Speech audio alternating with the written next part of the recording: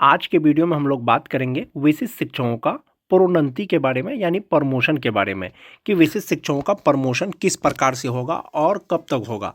जैसा कि आप सभी जानते हैं, बिहार विधान परिषद द्वारा विशिष्ट शिक्षकों को सेवा निरंतरता देने हेतु अनुशंसा किया गया है। यदि सेवा निरंतरता का लाभ आने वाले दिनों में मिलता है विशिष्ट शिक्षकों को, तो हो सकता है कि प्रमोशन जल्द हो जाए। तो विशिष्ट शिक्षकों का प्रमोशन किस प्रकार से होगा, उसके बारे में आज के वीडियो में हम लोग चर्चा करेंगे। वीडियो शुरू करने से पहले एक रिक्वेस्ट है दोस्तों, जो लोग मेरे चैनल पे नए हैं, चैनल को सब्सक्राइब नहीं किए हैं, कृपया चैनल को सब्सक्राइब कर दें और बेल आइकन को दबा दें। तो चलिए बढ़ते हैं आगे। विशिष्ट शिक्षकों का प्रमोशन या प्रमोशन चार्ट देखने से पहले दोस्तों 28 फरवरी का ये पत्र देखेंगे, जो उप सचिव शिक्षा विभाग बिहार पटना के द्वारा जारी किया गया था। इसमें दोस्तों श्री मदन मोहन झा, जो दरभंगा शिक्षक मान्य से प्राप्त तारांकित प्रश्न पूछा गया था, माननीय शिक्षा मंत्री से प्रश्न पूछा गया था, क्या यह सही है कि बिहार सरकार शिक्षा विभाग की गजट अधिसूचना संख्या 786 दिनांक 15 मार्च 2024 के कंडिका 5 में वर्णित 8 वर्ष की सेवा अनुभव पूर्ण करने वाले नियोजित से बीपीएससी उत्तीर्ण कर विद्यालय अध्यापक में ज्वाइन करने वाले शिक्षकों को अगले पे मैट्रिक्स में प्रोन्नति देने की बात कही गई है। इसमें पूछा गया था दोस्तों, जो नियोजित शिक्षक बीपीएससी द्वारा जो है विद्यालय अध्यापक बने हैं, क्या उनको अगले पे मैट्रिक्स पर प्रोन्नति देने का बात कहा गया है। तो माननीय शिक्षा मंत्री द्वारा कहा गया था कि वस्तु स्थिति यह है कि अधिसूचना संख्या 786 दिनांक 15 मार्च 2024 के कंडिका 5 के द्वारा बिहार लोक सेवा आयोग से नियुक्त शिक्षकों को प्रोन्नति देने से संबंधित प्रावधान है। यानी बीपीएससी शिक्षकों को भी प्रोन्नति देने का प्रावधान है, लेकिन कब है? लगातार 8 साल की सेवा के बाद है, ऐसा नियमावली में दिया गया है। उसके बाद प्रश्न था दोस्तों, क्या यह सही है कि बिहार सरकार शिक्षा के गजट अधिसूचना संख्या 2460 दिनांक 26 दिसंबर 2023 के कंडिका 9 में वर्णित 8 वर्ष की सेवा अनुभव पूर्ण करने वाले नियोजित से सक्षमता उत्तीर्ण कर विशिष्ट शिक्षक में ज्वाइन करने वाले शिक्षक अगले पे मैट्रिक्स पे प्रोन्नति देने का बात कहा गया है। यानी जो नियोजित शिक्षक सक्षमता परीक्षा पास करने के बाद विशिष्ट शिक्षक बने हैं, क्या उनको भी अगले पे मैट्रिक्स पर प्रोन्नति देने का बात कहा गया है। और एक सवाल था कि यदि उपरोक्त खंडों के उत्तर स्वीकारात्मक है, तो क्या सरकार नियोजित शिक्षकों में 8 वर्ष की सेवा अनुभव पूर्ण करने वाले बीपीएससी विद्यालय अध्यापक एवं सक्षमता उत्तीर्ण विशिष्ट शिक्षक के पद पर ज्वाइन करने वाले शिक्षक अगले पे मैट्रिक्स में प्रोन्नति देने एवं शिक्षकों के वर्षों के कार्य अनुभव के लिए लाभ देने का विचार रखती है? यदि हाँ तो कब तक, नहीं तो क्यों नहीं। यानी उनके द्वारा पूछा गया कि यदि 8 साल का सेवा किसी का पूरा हो जाता है, क्या उनको अगले पे मैट्रिक्स पर प्रोन्नति दिया जाएगा, तो किस प्रकार से दिया जाएगा। माननीय शिक्षा मंत्री द्वारा जवाब दिया गया, वस्तु स्थिति यह है कि अधिसूचना संख्या 2460 दिनांक 26 दिसंबर 2023 के कंडिका 9 के द्वारा विशिष्ट शिक्षकों को प्रोन्नति से संबंधित प्रावधान है। यानी प्रोन्नति देने का प्रावधान है, लेकिन बिहार विद्यालय विशिष्ट शिक्षक नियमावली 2023 के द्वारा स्थानीय निकाय शिक्षक से विशिष्ट शिक्षक बने शिक्षकों को पूर्ण वेतन संरक्षण का लाभ दिया गया है। यानी नियमावली के अनुसार पूर्ण वेतन संरक्षण का लाभ दिया गया है। चूंकि स्थानीय निकाय शिक्षक पंचायती राज एवं नगर निकाय के शिक्षक हैं, जबकि विद्यालय अध्यापक और विशिष्ट शिक्षक राजकर्मी श्रेणी के तहत आते हैं, जिसके कारण 8 वर्ष की सेवा अनुभव पूर्ण करने वाले स्थानीय निकाय शिक्षकों को अगले पे मैट्रिक्स में प्रोन्नति देने एवं शिक्षकों के वर्षों के कार्य अनुभव के लिए लाभ देने हेतु कोई भी प्रस्ताव विभाग के समक्ष विचाराधीन नहीं है। यानी इनका कहने का मतलब ये था कि जो भी बीपीएससी शिक्षक हो, चाहे वो विशिष्ट शिक्षक हो, यदि लगातार 8 साल का उनका सेवा हो जाएगा तो उनको अगले पे मैट्रिक्स पर प्रोन्नति दिया जाएगा। यानी 8 साल होगा तब, लेकिन उन्होंने जो पहले कार्य किया है उस पर जो है कार्य अनुभव का लाभ देने का कोई भी प्रस्ताव विचाराधीन नहीं है। ये 28 फरवरी का ये पत्र है दोस्तों, और इसके रिगार्डिंग जो है कमेटी का गठन किया गया था और कमेटी ने अपना रिपोर्ट दिया है। जो रिपोर्ट है दोस्तों, वो 22/5 को एक पत्र निकला था बिहार विधान परिषद सचिवालय के द्वारा, और सेवा में जो उप सचिव हैं बिहार विधान परिषद के और अपर मुख्य सचिव शिक्षा विभाग को लिखा गया था। विषय था कि शिक्षा समिति बिहार परिषद द्वारा विभिन्न कोटि के शिक्षकों के संबंध में अनुशंसा। यानी जो अलग अलग प्रकार के कोटि के शिक्षक हैं, सबके लिए अनुशंसा किया गया है।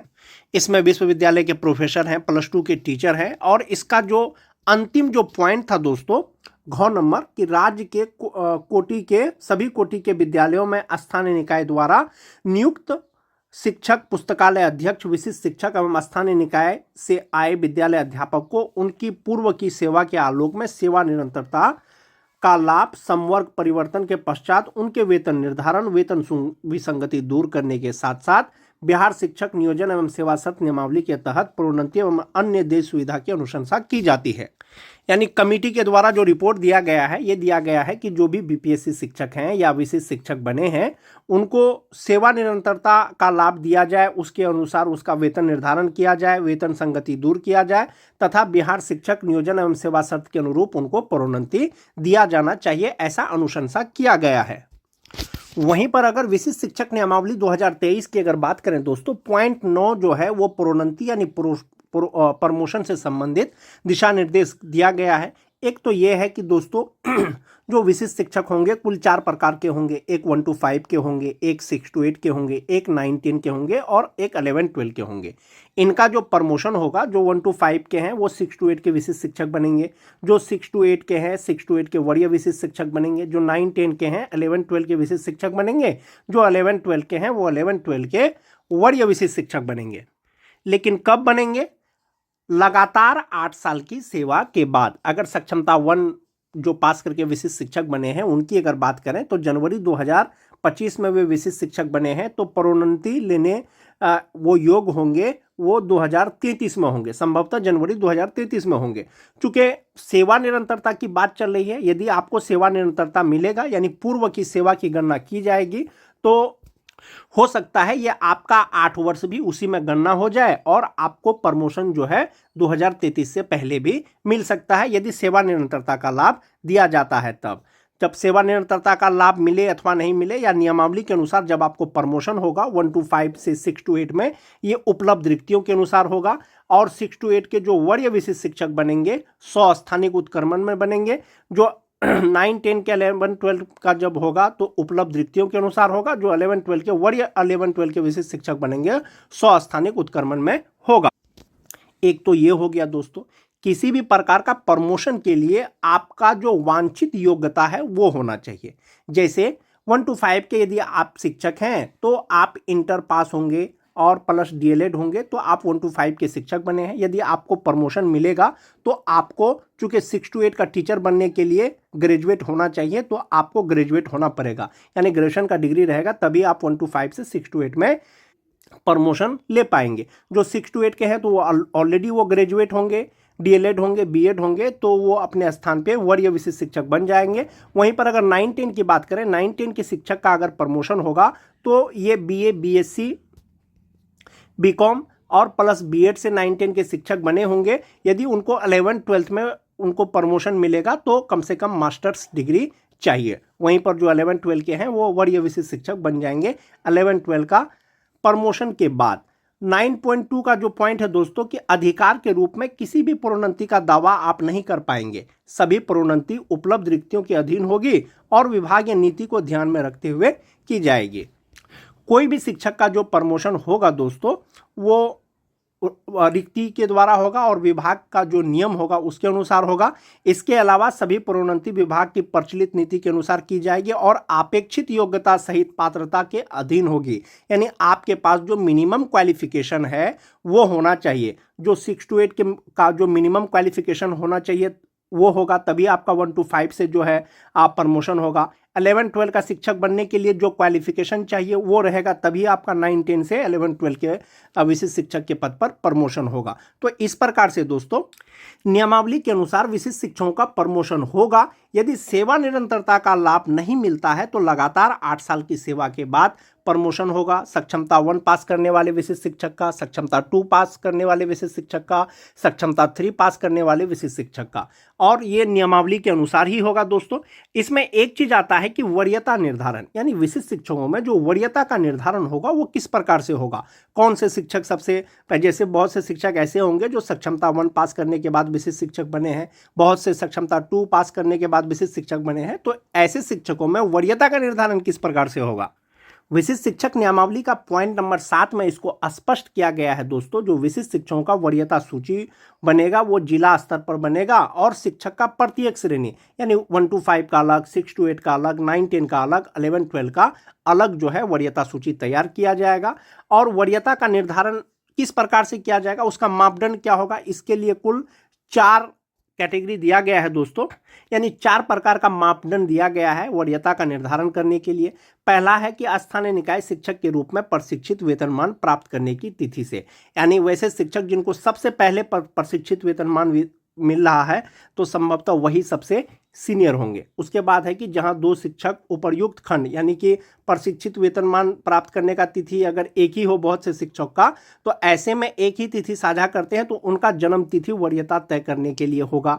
यदि जन्म तिथि भी सेम हो, प्रशिक्षित वेतनमान भी सेम हो, तो अंग्रेजी का वर्णमाला का जो नाम है उसके अनुसार उसका वरीयता होगा। और इसके अतिरिक्त अगर कोई मामला आता है तो विभाग के द्वारा इस पर निर्णय लिया जाएगा। लेकिन वरीयता निर्धारण से संबंधित नियमावली में तो दिशा निर्देश दिया गया है दोस्तों, अभी तक वरीयता निर्धारण नहीं किया गया है। वरीयता जो निर्धारण किया जाएगा दोस्तों, यही नियमावली का 7.2 के अनुसार किया जाएगा। प्रशिक्षित वेतनमान की तिथि से, जन्म तिथि से, उनका नाम से। बहुत से 6 फेज के यानी 2022 के ऐसे शिक्षक होंगे जो सक्षमता 1 पास करने के बाद विशिष्ट शिक्षक बन गए हैं। बहुत से पुराने शिक्षक होंगे जो सक्षमता 2 पास करने के बाद विशिष्ट शिक्षक बने हैं। तो ऐसा नहीं है कि जो 2022 वाले परीक्षा पास करने के बाद विशिष्ट शिक्षक बने हैं वो पहले वाले से सीनियर हो जाएंगे, ऐसा नहीं है। इसमें स्पष्ट किया गया है कि प्रशिक्षित वेतनमान प्राप्त करने की तिथि से वो जब भी परीक्षा पास करने के बाद विशिष्ट शिक्षक बनेंगे, चाहे वो सक्षमता 1 पास करे, सक्षमता 2, सक्षमता 3, सक्षमता 4, सक्षमता 5, उनका जो वरीयता का निर्धारण होगा वो नियमावली के अनुसार होगा और इसी के अनुसार होगा। फिलहाल जो विशिष्ट शिक्षकों को लाभ दिया जा रहा है वो पूर्ण वेतन संरक्षण का लाभ दिया जा रहा है, यानी पहले जो उनको बेसिक पे मिल रहा था वो बेसिक पे कम नहीं होगा, उसी के आधार पर उनको वेतन मिल रहा है या मिलेगा। लेकिन यदि वरीयता निर्धारण के साथ में पूर्ण वेतन संरक्षण के साथ यदि सेवा निरंतरता मिलेगा दोस्तों, तो संभवतः सभी शिक्षकों का वेतन भी बढ़ जाएगा। और जहां तक बात प्रमोशन का है, वो इसी नियमावली के पॉइंट नंबर 9 के अनुसार जो है विशिष्ट शिक्षकों का प्रमोशन किया जाएगा लगातार 8 साल की सेवा के बाद। आज के वीडियो में दोस्तों बस इतना ही। वीडियो अच्छी लगे तो अपने दोस्तों में लाइक और शेयर जरूर कर दें। मिलते हैं एक नए वीडियो के साथ, तब तक के लिए धन्यवाद।